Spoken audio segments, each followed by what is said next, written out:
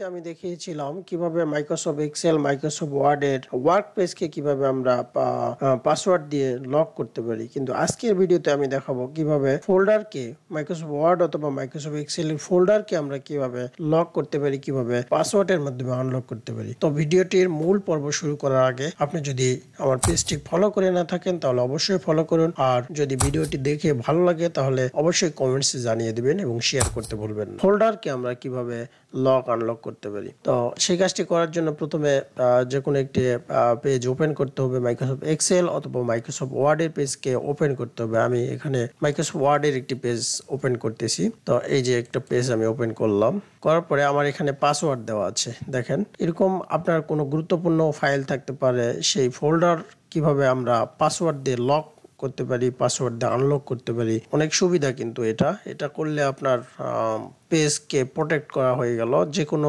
মানুষ আপনার পেজে ঢুকতে পারবে না, আপনার গোপন কোনো ইনফরমেশন থাকতে পারে পেজে, তাই এটাতে কেউ সহজে ঢুকতে পারবে না। আপনি পাসওয়ার্ড দিয়ে ঢুকতে হবে। যেমন আমি এখানে লক করে রেখেছি, আমি পাসওয়ার্ডটা লিখবো। এখন লেখার পরে আমি ওপেন করলাম, ঠিক আছে। তো এই কাজটা আমরা কিভাবে করব, প্রথমে আমরা নতুন একটি পেজ ওপেন করব। এখন নতুন একটি পেজ নিলাম, তারপরে এই পেজটাকে আমরা ওপেন করলাম। এখন আমি চাচ্ছি যে এই পেজটাকে আমি লক করব। তো লক করার জন্য যেটা করতে হবে সেটা হচ্ছে যে প্রথমে ফাইলে যেতে হবে। ফাইলে যাওয়ার পরে সেভ এজে যাইতে হবে।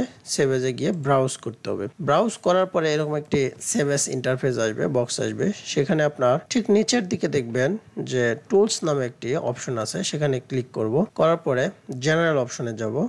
জেনারেল অপশনে গেলাম, যাওয়ার পরে এখানে একটি জেনারেল অপশন ইন্টারফেস আসবে। সেখানে পাসওয়ার্ড টু ওপেন নামে একটা বক্স আছে, সেখানে আমি পাসওয়ার্ডটা ডেভেলপ করব। আমি পাসওয়ার্ডটা দিয়ে দিয়েছি। এখন আমি কি করব, এখন আমি এইটাকে ওকে দিব। ওকে দিয়ে আবার কনফার্ম পাসওয়ার্ড দিব। কনফার্ম পাসওয়ার্ড আমি আগে যেটা দিয়েছিলাম সেটাই আমি দিব। দেওয়ার পরে আমি সেভ দিয়ে বেরিয়ে আসব। এখন আমি ফাইলটিকে কেটে দিব। দেওয়ার পরে আমি জাস্ট আগের মতোই শুরুতে যেভাবে ছিল ফাইলটি ওভাবে আছে। এখন আমি এই ফাইলটিকে ওপেন করতে চাচ্ছি। আমি কিন্তু পাসওয়ার্ড ডেভেলপ করা হয়ে গেছে। আমার এই ফাইলকে ওপেন করব। দেখেন, সহজে ওপেন হচ্ছে না যতক্ষণ না আমি আমার এই পাসওয়ার্ডটা শো করব। তো আমি পাসওয়ার্ড দিব। পাসওয়ার্ড দিয়ে আমি কি করব, এই ফাইলটিকে খুলব। এই যে পাসওয়ার্ড দিলাম, ফাইলটি আমার খুলে গেল। তো দেখেন, সুন্দর হয়েছে, আমার পাসওয়ার্ডটা দেওয়া হয়ে গেছে। এভাবে আমরা যে কোনো ফোল্ডারকে আমরা পাসওয়ার্ডের মাধ্যমে লক করতে পারি। ভিডিওটি শেষ পর্যন্ত দেখার জন্য আপনাকে অসংখ্য ধন্যবাদ।